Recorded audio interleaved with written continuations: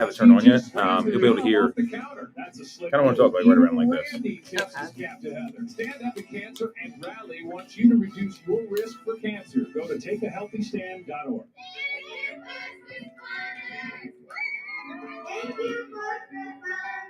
So normally we do all the new listings, but there's nothing listing this week because of the holiday. Yeah, I saw that. I didn't know you did that. We're trying something a little different. That's kind of smart. Help them. Oh no. WWDB Philadelphia, the talk station. The following programming is sponsored by Thomas Toole III. The views expressed do not necessarily reflect this station, its management, or Beasley Media Group. Good afternoon, Greater Philadelphia area. This is Toole Time Real Estate Radio on WWDB 860 AM. I'm Tom Toole, in for Sarah Time and Zara Sala. Very grateful to have you here, Zara. We both work at the Tom Toole Sales Group at RE/MAX Main Line, the number one RE/MAX team in Pennsylvania since 2018. And we are talking about rates declining slightly, Operation Shadow Fed, which is very interesting. We're getting that shortly here. The SEPTA shutdown is coming to a head, and Philadelphia is getting a WNBA franchise. All very exciting stuff. So if you get some value out of this or you like what you hear, make sure to subscribe to the channel, hit the bell for notifications, and if you want to schedule a call with our team, you can do that with the link in the comments. So Zara, let's lead off with what's been going on this week. We saw mortgage rates come down to their lowest levels of the year. We're seeing quotes at 6.67%, according to the Mortgage Bankers Association and Mortgage News Daily. We're seeing some people are quoting like 6.9. I mean, we're seeing some movement in terms of mortgage rates. How is this impacting the conversations you're having with consumers right now? Are they excited about this? Do they even know about it? What are you telling folks, especially as we head into the 4th of July holiday? Yeah, for sure. So I definitely have to start getting the word out regarding, the interest rates going down, just because for so long they've been in the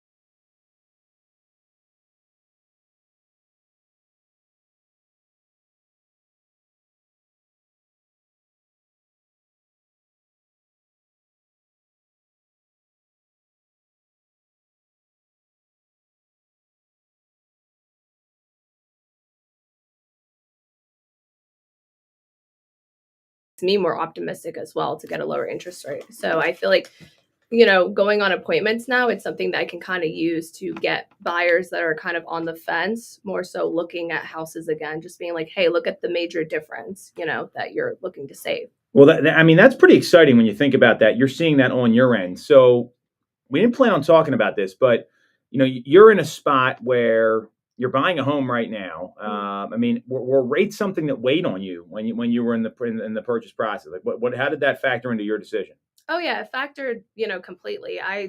With my current home, I went back and forth with negotiating for over a week just because of my monthly payment and trying to get it for what I wanted it for. So, luckily I was able to do a first time home buyer program. So my interest rate is a lot lower, but it impacted how much money I saved. Like I wanted to save a certain amount down just to help accommodate for my higher interest rate that I was looking at. So it definitely led to me waiting longer, honestly.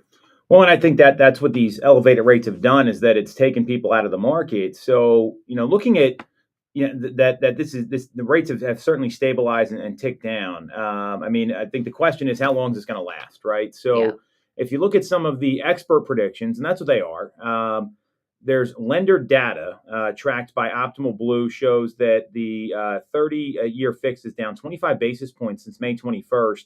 And 38 basis points since the high of 2025, which registered on January 14th. And they're trending down across all lenders. Lawrence Yun, the chief economist for NAR, said there's an improved prospect of tariff negotiations. I'm clear a lot of people were nervous about what that would have done to rates, and it may have had the opposite impact a lot of people thought.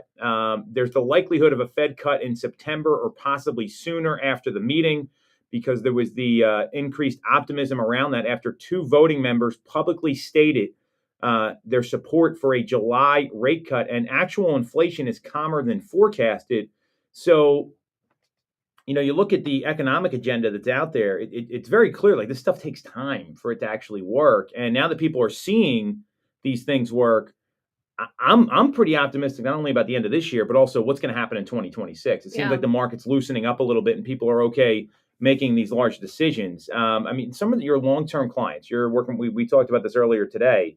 Are they seeing the optimism? Have you even gotten into the conversations with them? What's your analysis there based on what Lawrence Yun said about this barometer for rates long term? Yeah. So, a bunch of my clients I've been working with for a very, very long time. And so some of them, when I first started looking with them, it was like the interest rates were at 8% or, in the sevens. So this definitely drastically helps, their monthly payment that they're looking for. So like I said, I think it just brings more optimism back into the marketplace and, more buyers.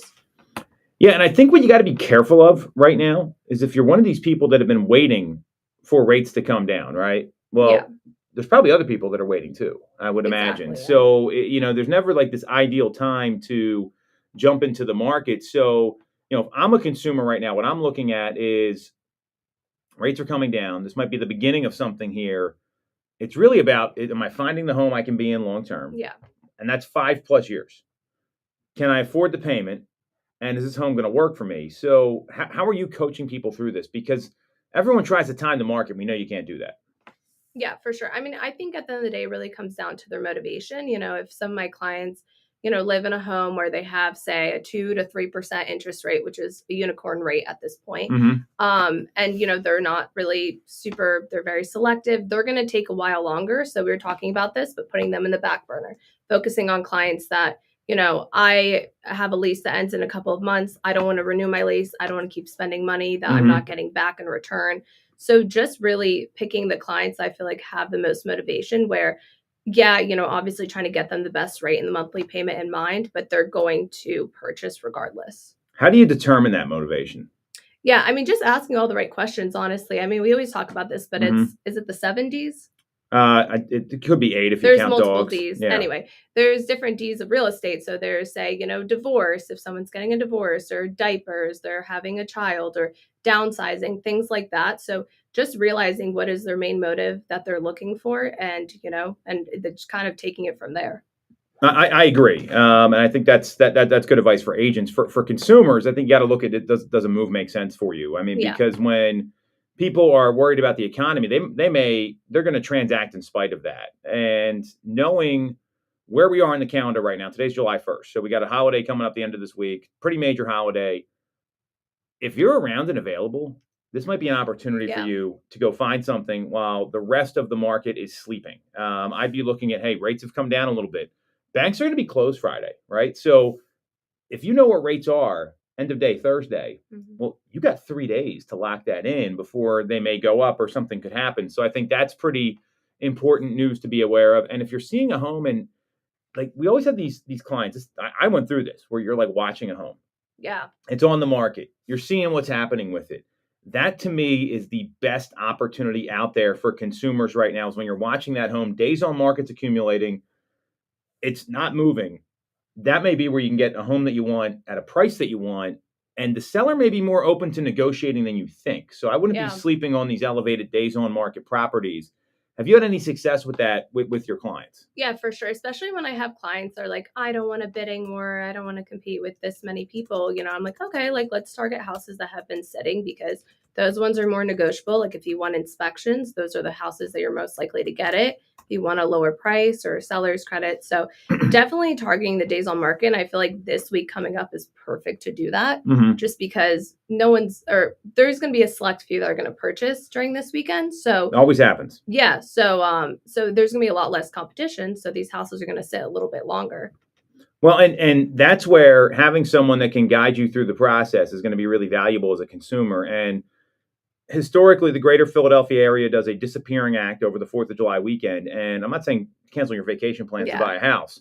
What I am saying is if you're around and you see something, take a flyer on it. Don't be Yeah, afraid go to, for it. because there's going to be two people that are going to be asleep at the wheel these next 60 days. One is going to be other consumers, other buyers, because they're thinking about vacation plans and their kids are out of school. And there's all these reasons to delay where they might have been looking in the spring. There's some of those folks that back off. There's also agents that are going to be asleep at the wheel that aren't, Or on vacation. well, they're or not telling something their like clients, that. hey, rates came down. I mean, Yeah. that's the, you'd be surprised how few consumers actually know that. So there's major opportunity there. And as the rates, if they continue to decline, whether if this has any legs to it, which a lot of people believe so, Lawrence Yun thinks so. If you look at the article here that was posted on Inman, we're going to talk about the Trump administration, how they've been putting heat on the Federal Reserve Chair Powell, Jerome Powell, to lower short-term rates. We'll talk about that here in a second. But when they had that dual mandate of inflation and jobs, and they both have stabilized here, and a lot of economists are predicting we're going to see lower rates in the second half of the year. I was more skeptical than I am now that we're going to see that. If you look at the predictions here, we just went over this. There's a range of predictions from all the major outlets that are there, where Fannie Mae is predicting 6.1 by the end of the year. Mortgage bankers, 6.6. National Association of Home Builders, 6.6. NAR, 6.3.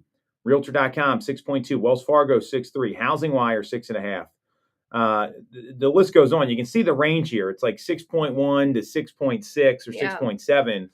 So, I mean, where do you think rates end up? I guess is my first questions are before we talk about what some of the federal the federal government's initiatives they're going to be rolling out. Yeah, I mean, my hope is for them to be in the low sixes. So like, 6.5 and less would be my perfect ideal, just because I feel like that's usually the sweet spot for a lot of clients. And the clients that I get under contract, they usually shop around and try to find the lowest rate. A lot of mine have been finding ones that are like 6.5. I had one that found one that was extremely low because they had like an arm situation. Okay. So Well, that's a little bit of a different product. but I think a lot of clients are trying to find different unique ways of getting the interest rates low, but ideally I would prefer in the low sixes range. So I would imagine we're going to see like 6 3/8 best case scenario. I don't think it's going to be high fives. I'd 6.5 is probably a safe bet. I mean, I think the prediction on the Knowledge Brokers podcast that we do, the over under was 6.34, and I went over. So I think it's going to be, that was actually a good line. It looks like if you're a bettor. I know we need Ed Parker here to talk about betting lines, but so. You talked about folks getting creative. What are some people doing to get these lower rates? Are they doing like a buy down? Are they paying points? What you mentioned, an adjustable rate mortgage, because there's other options out there besides just waiting for rates to come down. Just like all of the above. I mean, with my specific case, I took advantage of being a first time buyer, getting that program.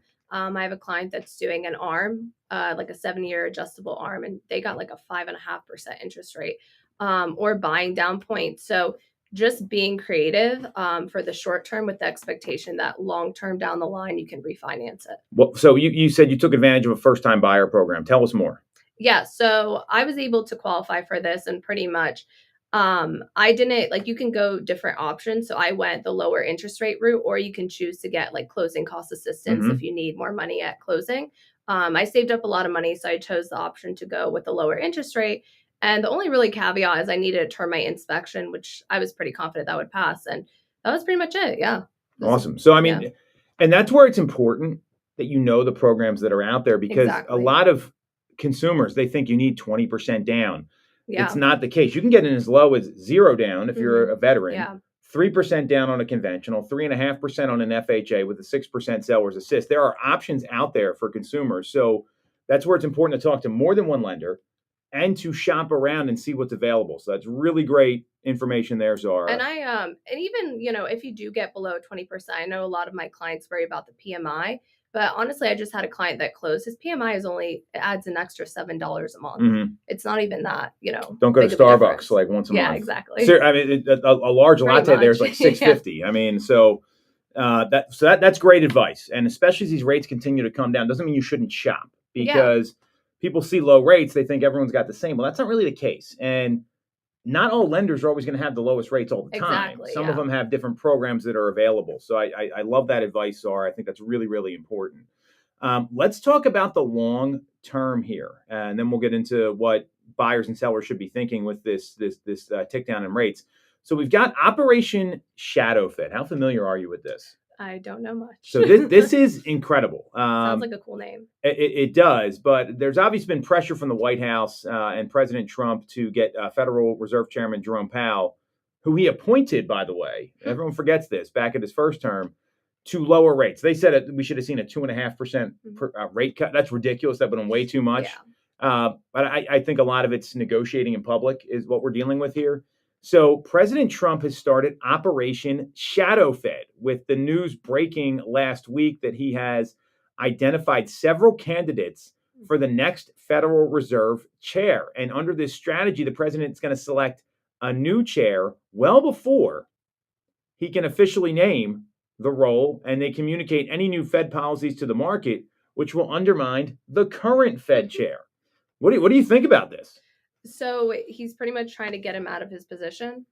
Well, he can't do that, but he's going to basically appoint somebody that's going to influence all the voting members of the Federal Reserve and be like the acting chair person. I mean, I can understand the name now. That makes sense. Yeah, I mean, I think obviously if they're able to do what he wants, which is lower the rates, which is not what it seems like Powell's doing, then obviously it's advantageous. So it could be advantageous. I mean, this is going to happen. I think this is very clearly where this is going. I think there's a 100% chance this happens. If you were going to bet on that, it would be all in on it, right? And there's people being considered, which we'll talk about here in a second. What has happened here, in my view, is that the White House came out after the election and the inauguration. They wanted rates to come down. That was a bit. Now they can't control that. The president can't just say lower rates and it happens. However, they have these tariffs, right? Everyone was worried about the tariffs. So it looks like the tariffs are actually bringing in some money right now. So I think there's an upside to that. Some of these policies they've been enacting, they're starting to have some effect. And I think that's why the market's reacted the way it has, and we're seeing lower rates. So if they're able to influence the Fed before Jerome Powell steps down, because he's been very hawkish, that could lead to more rate cuts. I think there's 2 predicted this year. Sarah thinks we're only going to see 1. I'm optimistic we're going to see 2, and they'll finish the job in what was promised. What do you think? How many rate cuts do you see the Fed? I mean, 2 would be nice. 2 would be nice. All right. Well, that's what they promised. So there's I mean, it's 1, 2, 3, or 0 are the options. Or 2 or more, I guess, would be the. 2 is my favorite number, so I'll go 2. There you go. All right. Must be a big Babe Ruth fan, right? That's totally. Or Derek Jeter, excuse me, not Babe Ruth. He's number 3. So now the main objective is to communicate to the market that significant changes will occur as soon as this person assumes the role of Federal Reserve Chair. And there's a couple different people being considered. Fed Governor Kevin Warsh, National Economic Council Director Kevin Hassett, current Fed Governor Chris Waller, former World Bank Group President David Malpass, and even the Treasury Secretary Scott Bessent. Chris Waller is one of the people that spoke out. So I think he should be out immediately. I don't think that would be a good appointee. Scott Bessent, he's already doing the Treasury Secretary job. I don't know that you want to remove him, but who really knows with this? I think this is something that they want to see rates come down quicker, and they're trying to influence it as much as they can. And that's what tells me that there is some legs to these lower mortgage rates, because if the Fed's going to actually do this, and they have this shadow Fed operation, that would just be, it would be wild. Now there's something that happened here. I want you to tell me what you think about this, Zara. So Morgan Stanley, after this news came out, they stated that they expect the Fed to deliver 7 rate cuts in 2026, starting in March, which would bring the terminal rate to 2.5 to 2.75%. That sounds very bearish economically. But then if Morgan recognized that the shadow Fed was about to happen, would that be the reality here? I mean, that's a lot of rate cuts. What do you think about that? Yeah. So normally, I guess on average, how many rate cuts do they usually do a year? Well, it depends. I mean, there's never like it all depends on the economy. So I can't really answer that. I mean, they promised a few last year. They came through on that, finished the job. This year they promised 2. And that's what a lot of people are still expecting. I mean, I would be shocked if they're able to do 7 rate cuts. That sounds like a lot, but I mean, That'd be nice. I think that's a lot. And I'm Yeah. surprised Morgan Stanley came out and said that. Yeah. But, I think it speaks to how this is definitely going to happen. And if there is more, someone that's more in line with the White House's view of where rates want to go, rates are going to come down. Mortgage rates will come down, and that as long as obviously the economy responds to that appropriately. So, knowing this is on the horizon, you're talking to a buyer right now, and they're saying, "Well, I'm going to wait for these rates to come down." Zara, what do you tell those folks? Yeah, well, I would tell them, first and foremost, like, what do you want the rate to come down to? Okay. Because I think that's very important.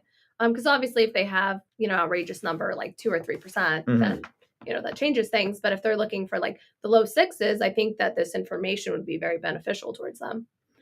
I agree. Now, I would caution buyers that if they find a house that works, not to wait it out, to hope they find something better, because inventory is still low, especially in the greater Philadelphia area. We're at a 2.2 month supply, and there may be more competition for that house. And the house prices will go up. The house prices will go up at a faster clip than what they are now. So, who knows how this is all going to shake out, but you might be waiving inspections. You might be doing things you don't feel comfortable doing. Imagine if there's an appraisal gap. It might cost you more money to get into the house by having to put up the delta or the difference between the purchase price and the appraisal. So there's a lot of things to think of there. What about sellers, right? So a seller saying, hey, rates are going to come down. I think prices may come up. And they want to wait and see how the shadow Fed works. What advice would you have for them?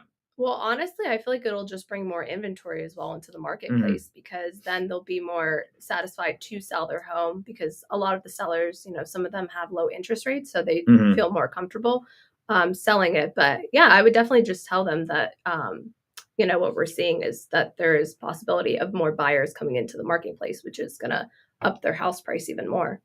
Yeah, I mean, we've seen a 13.5% increase in inventory year over year. So you're right on with inventory, and I don't see that changing. I think we see the slight easing of competition. And what I would, for anyone trying to time the market, that's a recipe for disaster, because you don't know. I mean, if you would have told me in 2019 we were going to have a global pandemic and the market would be on fire the second half of the year, I would have never believed that. But if that's what you were waiting for, then maybe it worked out. I mean, I don't think a lot of people predicted that. When you try to time the market, what ends up happening is you kind of outthink yourself, because remember, the magic formula here is, are you going to stay in the home for more than 5 years? Does the house work for you, and can you afford the payment? So you can always renegotiate the rate with a refinance later. And if you already have a place to go and you just want to get out, I mean, there's maintenance costs. Things can go wrong with homes. Have you ever had a seller have a problem with a vacant property or somewhere they weren't living because they were holding on to it for better pricing? Yeah, for sure. I kind of have that right now.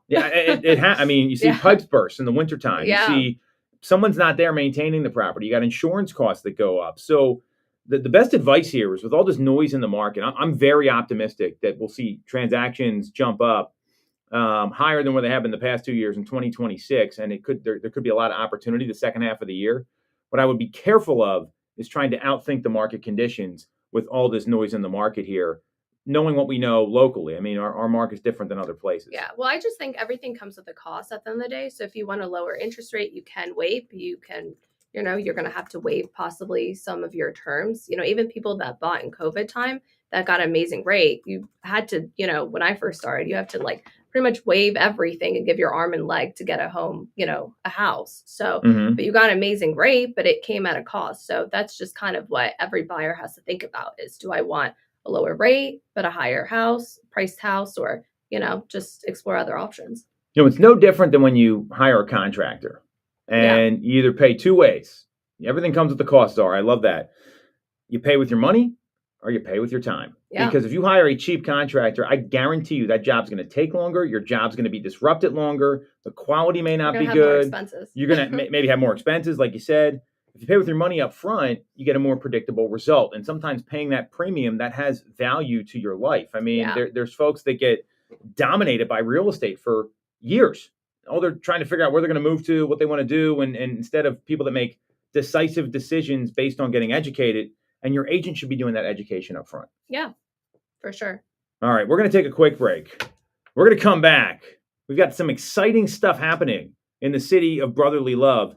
A WNBA franchise just got announced earlier this week, coming to Philadelphia in 2030. But first, we're going to talk about the SEPTA shutdown that's coming to a head. City leaders went to Harrisburg this week and we'll go over what happens next if you're reliant on public transportation, whether it's rail, trolley, bus. We'll explain it all next on Toole Time Real Estate Radio on WWDB 860 AM. Local mortgage service and great rates on your money. Look Good job, Z. Thank Mortgage you. America. I know, I We've got been the- operating in the greater I Philadelphia feel like my area voice sounds so for 40 raspy. years with a focus on smooth, The water easy machine was access broken at to the home office purchase. again. Whether you're Oh, first really? time Very buyer, annoying. He said- upsizing or That's annoying. downsizing, I mean, or I'm just sure we fixed, but- refinancing, we have programs for you. We also familiar have with the closing SEPTA cost stuff. assistance I read a little programs bit. and So pretty access much to they're cutting it subsidized a bunch insurance. of the roots and everything like Yeah, that. I'll tee it up for you, and then you can Yeah. just react.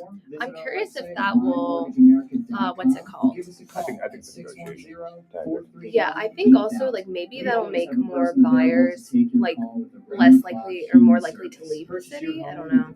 Already been in the city. Yeah. That's our new That neighbor. sucks though. I don't like it. I'm Tom Toole of the Tom I don't Toole like Sales driving Group to at Philly. Remax If Main I Line. like If drive, you're I'll thinking of just take becoming a the real estate SEPTA. agent in the Yeah, greater well, I mean, Philadelphia that does area, I that have a is special taking offer stuff for out you. there. Especially from Our like, team I did mean, $165 where million you, I guess where you're moving to, you probably want to take like Paoli or Exton. Yeah, I was considering like since I'm moving to Westchester, I'm like I could start doing Philly leads. I don't know if I want to though. But it's like a little bit closer. Depends on- Agents on a who've lot been of with things, us you know for what I at mean? least a year Yeah. average I 30 like plus if sales. I took Philly Even on, our it's like brand new I'm agents like a average brand new 17 agent to again because 24 I sales don't a know year. anything. We offer proven systems and expert training. We help you set more appointments and sell more houses. Now here's the offer. If you don't have a real estate license yet, we offer real estate scholarships so you can get one for free. Check it out at Real Estate Scholarship Program Limited. Or visit the Tom Toole Sales Group at Remax Mainline at tomtoole.com. That's Tom Toole with an E. Is the live thing Get keep more like out of your real disconnected? estate career. I And did- remember I have the it. real estate I'm golden checking on rule. here. You always Oh. get more It's when you through- work with it's going Tom through. Toole. That's like a We're lag. looking for a I'm mortgage. still Yeah, it's talking. fine. You have to sacrifice service to get a great rate. Visit the Sutera team at Cross Country Mortgage. We are your local Pennsylvania lending experts with loans that fit nearly any unique home buying situation, including first-time buyer options, low to no down Yeah, it's payment funny that options, he and originally non-agency elected products. Powell, then now Your is pool like now at CCM. What shame Sick is of that? I it. mean, that was a long time ago. I mean, you think about that. That's It's like, 2016? yeah, I mean, it's almost 10 years. because yeah, because he wasn't elected last time. Equal housing opportunity, subject to credit approval, NLS 3029, NLS 1390366, NLSconsumeraccess.org. Have you considered a career in It's- real it's estate? interesting. You I want mean, control over your income. it's gonna Whether happen. you have a license There's or no not, question. call I mean, if it us. lowers It's interest 610 rates, 692-6976. Well, I think the problem is it's Visit been slow to react, and that's- Join our Yeah. team. They've probably done that Tom Toole before. Sales Group, Main Line.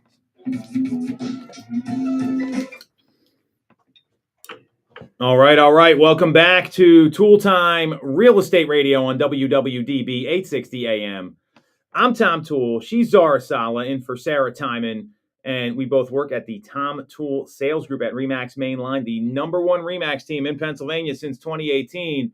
We've got more news around the SEPTA doomsday budget cutting service by 45%. And we'll also be talking about the new WNBA team in the city of brotherly love.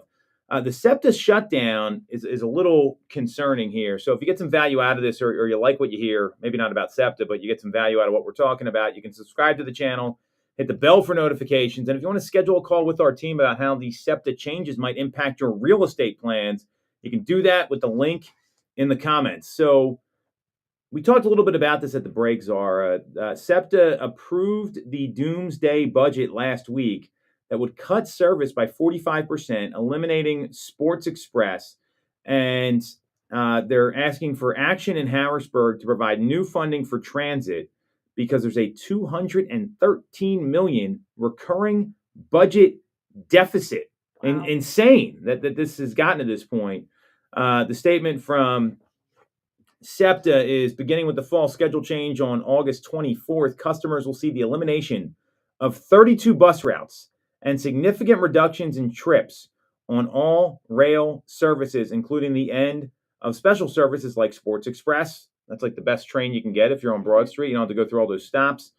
On September 1, a fare increase averaging 21.5% for all riders will go into effect. The new base fare for bus and metro trips will be $2.90. On January 1st, service cuts will deepen with the elimination of 5 regional rail lines, more bus routes, and the implementation of a 9 p.m. curfew on all remaining rail services.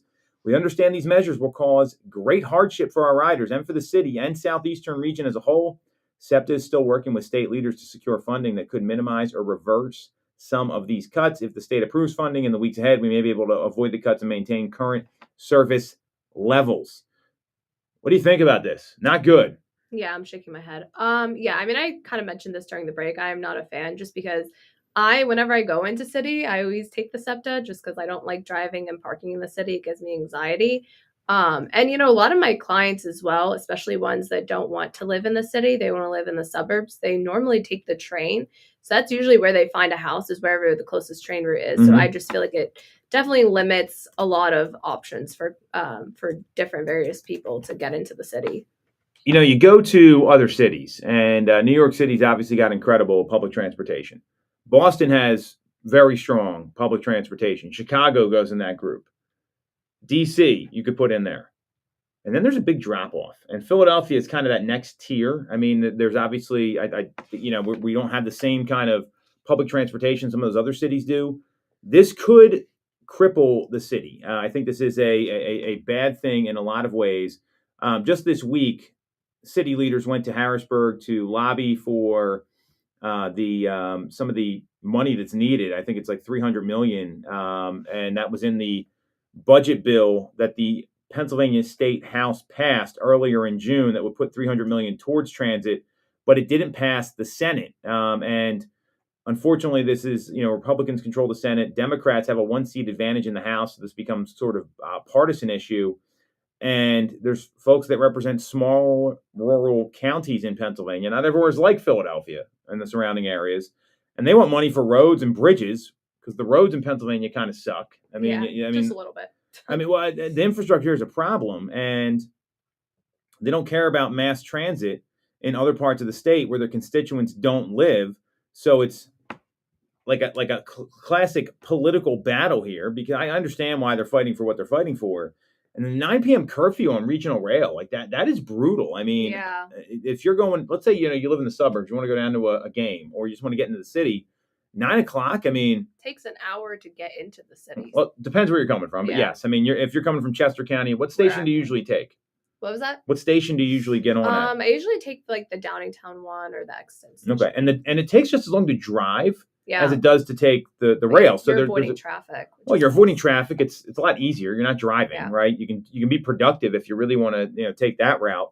I live on the main line. I mean, it's still 20 minutes. It'll take me longer in some cases to get downtown, depending on the time of day, than it would taking the train versus getting picked up. You have to park. Yeah. Well, you have to park, but then also traffic is a disaster. I know. So, that's, and then, if you look at the sports complex, that place is a cluster when it comes to cars. Like I hate driving down there, and taking, the regional rail to the Broad Street line can be, and it's packed, but I mean, any more cars going down there, you're going to be waiting for, hours trying to get out of there. So this is a real problem. And I'm glad to see at least city leaders are being proactive in pushing for the SEPTA funding in the state budget.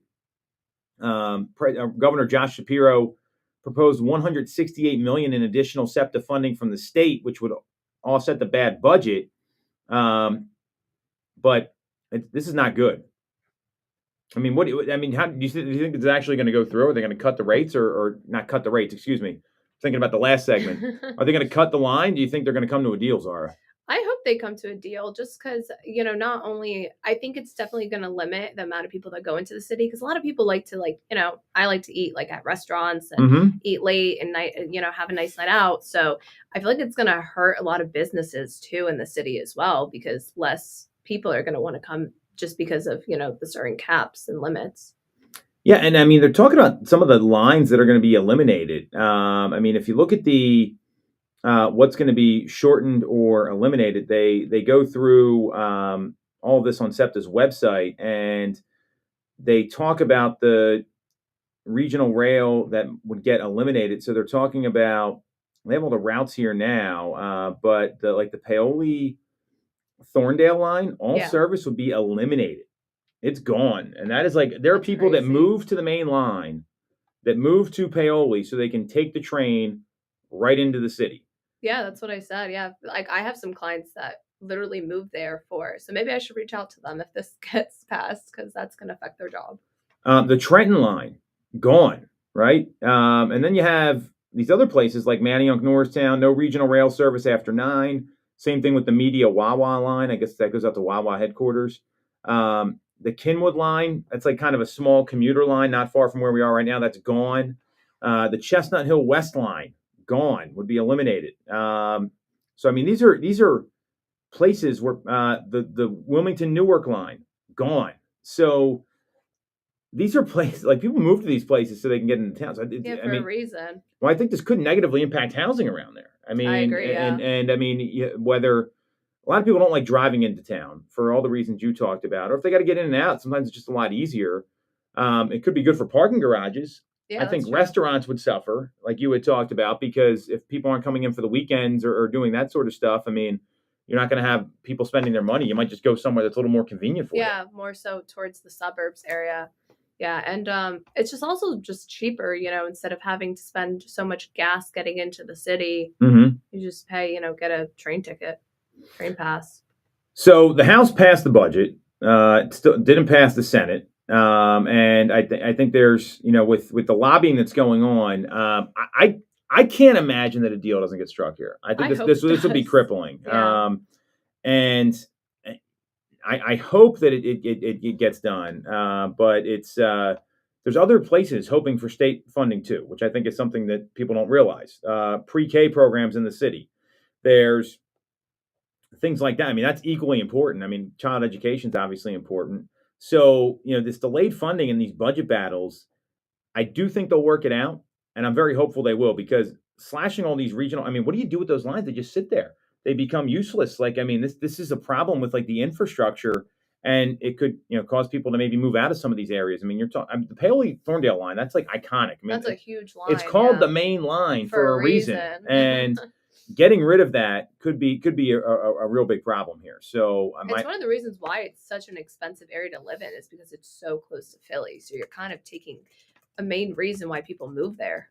I agree. I mean, some people say I have to live in Philadelphia, or I have to work there. Yeah. So I've got to work in Philadelphia. I want to be able to walk to the train or drive to the train. I mean, you go to the Wynwood train station, not far from where I live. That's packed every day. Yeah. Same thing with Narberth. I mean, they're building this new Ardmore train station. Well, now they're going to close it down. So that was a colossal waste of money. Yeah. And this could negatively impact so many neighborhoods.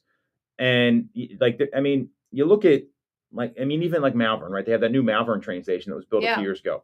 Well, it's useless now. So what was all that for? And that's the problem here, because people wanted these public rail lines and be able to access the city. So let's hope the politicians do the right thing here. Yeah, right. That would be for everyone's sake. Well, it'd be nice if politicians just did the right thing normally. Period. Let alone in this situation that could negatively impact a lot of people. There's a lot of folks that rely on the bus to get to work. That's what I mean. Yeah. I mean, that was majority of my clients that I helped move out of the city, that moved into Malvern or, the suburbs area, that wanted less, clutter in their life. So I hear you. So let's hope this gets worked out. We're going to take a quick break. We're going to come back and talk about the Philadelphia WNBA franchise. Exciting news for all the sports fans out there. Well, we're going to have a little guessing game at the end of this year about what the new team is going to be called. So we'll be right back on Toole Time Real Estate Radio on WWDB 860 AM. Deal with all the red tape when getting your mortgage. I have no idea for names. Mortgage America, we have access to big bank money, but with the personalized and detailed service of a local bank. We are here in your community and ready to serve. I actually had me and DJ had a good one, but it was an appropriate name. So you can't say that. Yeah. Pre-approval is Definitely free, no costs or commitments. For more information, visit our website at mymortgageamerica.com or give us a call at 610. I will, but I already got mine. The Tom Toole Sales Group is the #1 RE/MAX team in Pennsylvania with over $165 million in volume for 2021. I'm you have Tom to pay Toole, for and that? our team has achieved that kind of for the advanced success by version, being a great place to work with and to work for. No one knows Greater Philly better than we do. We know real estate, but more importantly, we're real people. I feel like it should be something similar to like the 76ers. Even our but brand new agents sell That's where my 17 to name was 24 homes coming a year because our team delivers the best I experience hate in these real names. estate. Teams deliver I actually like this better one, experienced Philadelphia individuals, Venom. and we're a top 1% real That sounds estate kinda team in the badass. country. We call it AAA service. We're your advocate, ally, and advisor. Oh, this Because one's this cute. isn't a I like this transaction one, Liberty to us. Bell. It's a relationship. If you're buying or selling a home, call the Tom Toole Sales Group at 76er RE/MAX Main Sisters. 10 692. I'm just gonna name a couple of these because they're funny. Or visit tomtoole.com. That's TomTooleMe.com.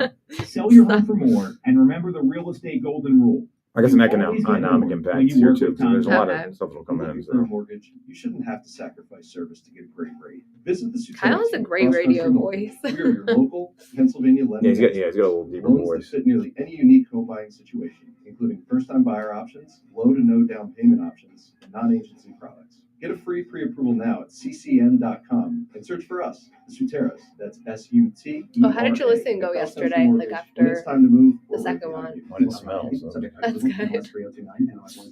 I mean, I went on a pretty well. If you consider That's a career in real estate, do you want But it's control like cigarettes. over 10 seconds? Yeah, that's So you're sick. posting those emojis on Call us today at 6 Oh, did you see my emojis? I figured you would appreciate it. Amy was right there with Join you. our team I at love when people put emojis, they don't even know what it's for. It's like my I have a inside question for you joke. about that after the show. Oh God, okay. Welcome back to Toole Time Real Estate Radio on WWDB 860 AM. I'm Tom Toole. She's Zara Sala. Are you related to the former New York Jets coach, Robert Sala? Probably not. I think he's Egyptian. I'm just kidding around. That's But that's my brother's name, Robert Sala. Okay, well, hopefully he's more famous than the fired New York Jets coach. He's So definitely not. we both work at the Tom Toole Sales Group at Remax Mainline, the number one Remax team in Pennsylvania since 2018. And we're talking about Philadelphia's new WNBA franchise debuting in 2030. There's a lot of things people aren't thinking about when it comes to this, and it's exciting news for the whole region. If you get some value out of this or you like what you hear, make sure to subscribe to the channel, hit the bell for notifications. And if you want to schedule a call with our team to talk about what this means for your real estate plans, you can do that with the link in the comments. So Zara is an avid WNBA fan. She actually doesn't like sports, but well, I got into football like a couple weeks before the Super Bowl, just because you and everybody else. I mean, yeah, that's normal. So I finally figured out how that works. So. When your team's in last place and they're losing and you're still watching, that's when you're a sports fan. That's when you're part of. I mean, our team won, so I got in at the best time. Different. Anyone who's a real sports fan, I think Mike probably feels the same way. He just watches these losing teams all the time, year after year. So we're in a good time now. Most importantly, WNBA is expanding to 18 teams over the next 5 years, with Cleveland, Detroit, and Philadelphia all set to join the league by 2030. Cleveland will begin playing 28, Detroit 29, Philadelphia in 2030, after Toronto and Portland will enter the league next year. My first question is, how is Philadelphia not one of the first cities to have a WNBA team? I mean, you're talking about smaller places like Portland, Detroit, Cleveland. I mean, what are these other cities that are getting WNBA teams? It always baffles me that Philadelphia is like the 18th franchise instead of like the 5th or the 6th. Yeah, I mean, it's a pretty big city, so I'm pretty surprised because we have a bunch of different sport teams. I mean, we have 2 football teams, so I would have assumed by now that we would have. We have 2 football teams, don't we? The Steelers and that's Pittsburgh. We're not talking about that. That's the other side of the state. Pennsylvania, but yeah, got it. So it doesn't make sense to me. Forget that. But so this is exciting news. I mean, so Josh Harris, the Harris Blitzer Sports Company, will be the owner of the team, and you know they had to spend $250 million in an expansion fee. They're set to start play in 2030. The new arena for the Sixers and Flyers is going to be opening in 2031. They said they're hoping for 2030, and they're trying to open the new arena with the new team. So that's obviously very exciting.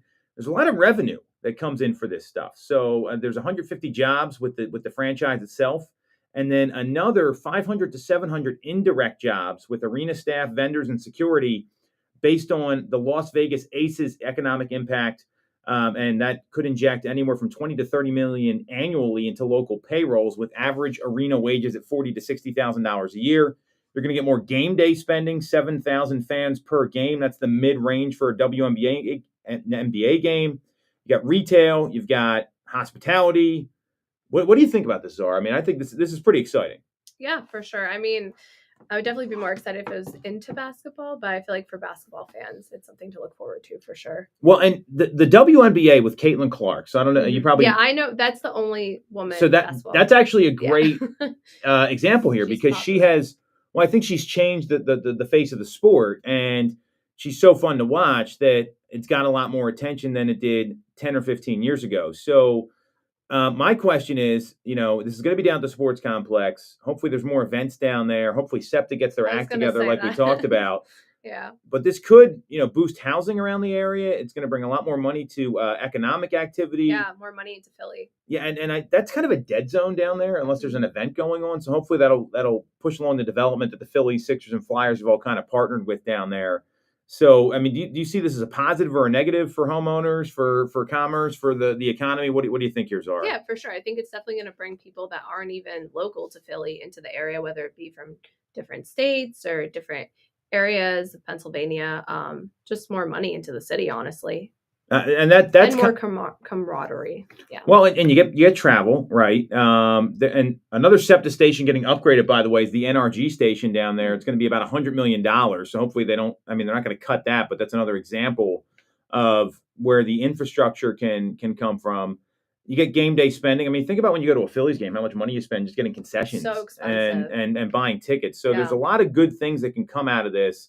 And the WNBA's got a 40-game season. They play May to September when it's usually only the Phillies down at the sports complex. So, and that could, I think that could be a big positive as well. I'm curious about this, Zara. What do you think the new name of the team is going to be? Yeah, I'm glad you asked. I may or may not have ChatGPT a couple. I actually really like Liberty Bells is really cute. Philadelphia Sirens. What else? 76er Sisters. Yeah, that's a ridiculous name. Yeah, some of these are kind of cute. The Bells could be a great name. Yeah, I just feel like the they Bells. should go with the Bells. It reminds me of like a League of Their Own name. That you'd see something BELLES. Yes, I mean, would be a great way to start it. I think that could be really good. The Liberty's already taken by New York. Is it? Yeah, so you can't use that. The Bells is a no-brainer. They also had the Philadelphia Rage. You may not remember this team. Dawn Staley, who is the head coach of the University of South Carolina Gamecocks women's team. She, the multiple national championship winner, gold medalist. She went to Temple. She was on the Philadelphia Rage. What a horrible name for a team. It's like they're gonna hurt somebody, but that would be interesting if they brought that back. I like the Bells. I think that would be great. I like that one too. I also like this for women athletes being able to go see professional women play because there's nothing else down there. I mean, baseball's awesome. Obviously, football's a lot of fun, but we don't have a professional women's franchise here playing in an arena. I mean, they've got other teams that are around, but I think this is great for young women, for girls that, you can go see Caitlin Clark play or someone like that. I mean, I think that's always very exciting as a kid. And seeing women play professional sports on an NBA court or a WNBA court in this case, I think that's awesome for the area and for a lot of the people that are out there. No, I agree for sure because I feel like our sports are very male oriented, so it's nice to see, females and. Well, I got two girls at home. Like I have. You should take them. Well, I mean, if they want to go see basketball, I'll take them. I mean, I'm probably going to go to a dance competition or something. So the point is, I think it's great all around. I just don't understand how Philadelphia is the last of all these other cities to get a team. Maybe it has something to do with the arena. Who knows? But good news here for Philadelphia. Great stuff. Happy 4th of July, everybody. I tell you where to follow Zara on social media, but she doesn't use social media, so we can't even do that. She's not a ghost. She's a great real estate agent. You can visit her webpage at zara.tomtoole.com, ZAHRA.tomtoole with an E.com. You can follow me on Instagram. It's at TomToole3RD, and we'll be back next week on Toole Time Real Estate Radio on WWDB 860 AM. Yay. Good job. Sophia. You looked at me so funny when I was like, the Steelers. You're like,